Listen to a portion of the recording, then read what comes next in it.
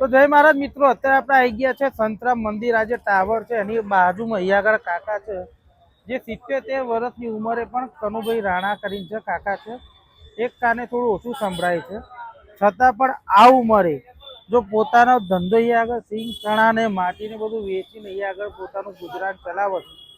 તો મેં એક મુહિમ ચલાવી છે કે આ જે આવા જે બુજુર્ગ ને બધા જે પોતાના દમ ઉપર આ ઉંમરે પણ ઊભા રહેલા છે એ લોકોને આવો આપણે બધા મળીને આજે સપોર્ટ કરીએ. તો કાકા જય મહારાજ.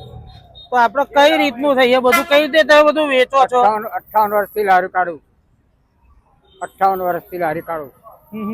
અને કાકા સિંગ ચણા ને એનો ભાવ શું છે? સિંગ ચણા ને બધાનો ભાવ? ચણા 160 આવે.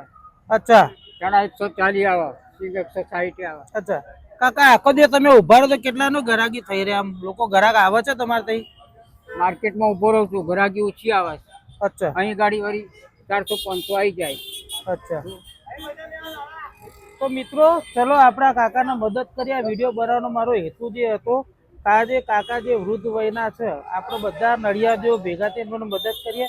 ફૂલ નહીં ફૂલની પાકડી તમે અહીંયાથી જ્યારે પણ સંતરામ મંદિર આગળથી નીકળતા હો, ટાવરના આગળ જ આ કાકા અમૂલ પાલાની બાજુમાં જ ઉભા રહે છે. ફૂલ નહીં ફૂલની પાકડી જે પણ લેવું હોય કાકાથી લઈએ. 8 થી 11 તાણે જ ઉભો રહું. રાતે 8 વાગ્યાથી 11 વાગ્યા સુધી. અચ્છા. દિવસે માર્કેટમાં, દિવસે માર્કેટમાં. અચ્છા. મારી પાસે 3 પકોડીઓ વાળા. અચ્છા.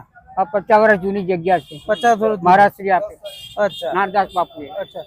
તો મિત્રો નાનદાસ બાપુએ જગ્યા આપેલી છે, તમે સાંભળો છો? દર અમાસથી રજા પાડવાની.